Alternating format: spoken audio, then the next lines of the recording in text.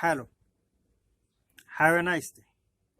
ये दुनिया, और इस दुनिया में एक चीज, अनमोल चीज, जिसका नाम है वक्त। वक्त कभी नहीं ठहरा, वक्त कभी नहीं ठहरेगा, लगातार चल रहा है। हर पल हर क्षण वक्त बदलता जा रहा है, आगे बढ़ता जा रहा है। आज से ठीक 365 दिन पहले एक वक्त गुजर गया था, 2021, और 2022 एक नया वक्त, एक नया साल शुरू हो गया था। एक एक दिन करके ये भी गुजर गया। ऐसे लगता है कि ये वर्ष एक नई किताब थी जिसके 365 पेज थे, 365 पेजेस। हर पेज एक नई कहानी थी।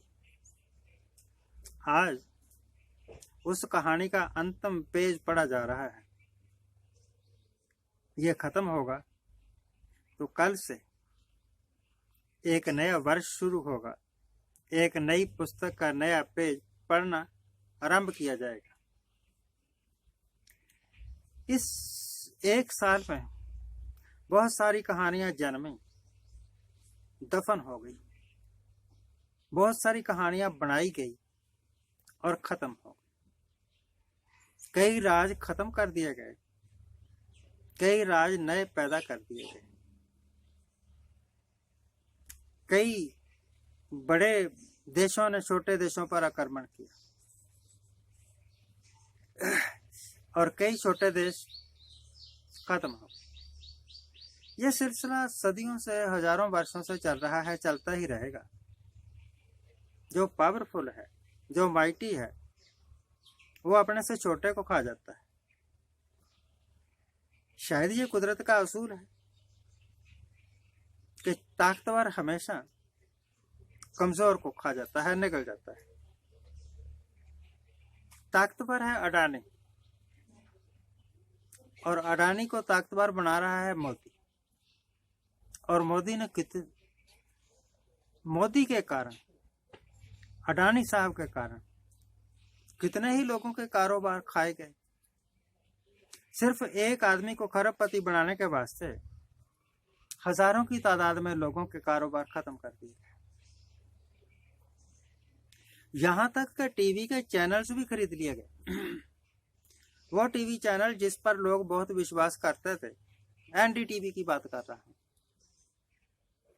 उसको भी खरीद लिया। और जैसे ही खरीदा, आज खरीदा, तो कल से एनडीटीवी की शक्ल सूरत बदल गई।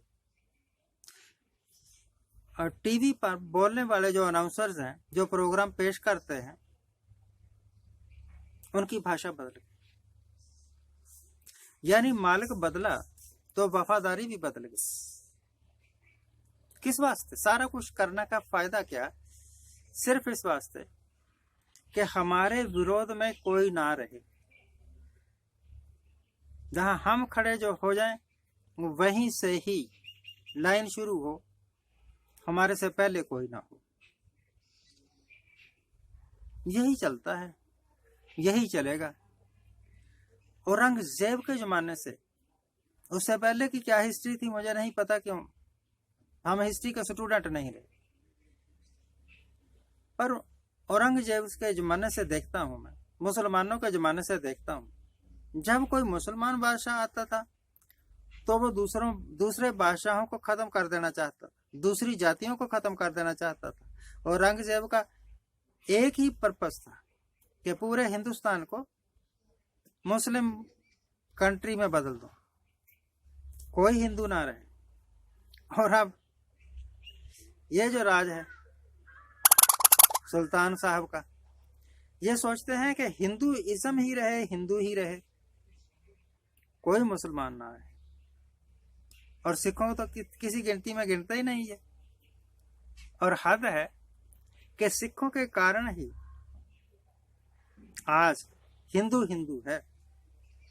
एक शायर ने कहा था कि अगर ना होते गुरु गोविंद सिंह तो सुन्नत होती सबकी, सब मुसलमान बन गए होते। हद है कि पाकिस्तान का निर्माण इस करके किया गया था क्योंकि वो माइनॉरिटी कंट्री था।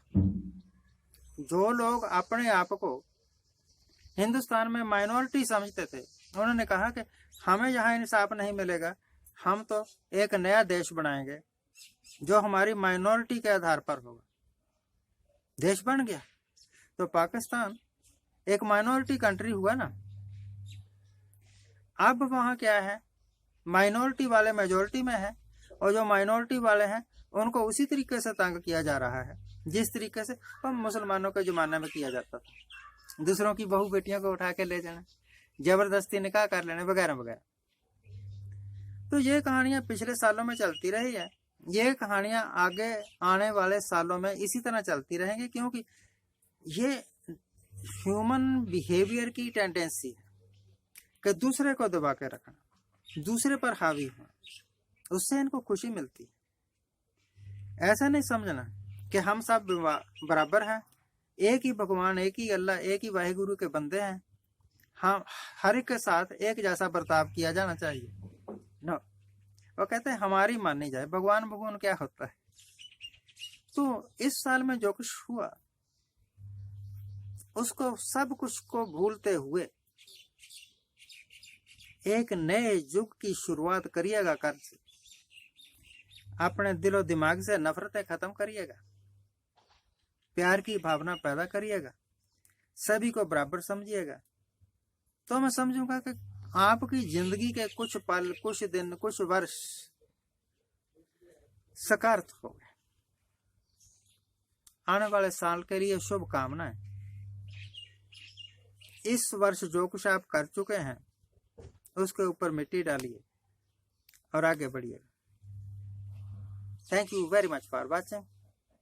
Wish all of you a very happy new year 2023 from tomorrow. Thank you.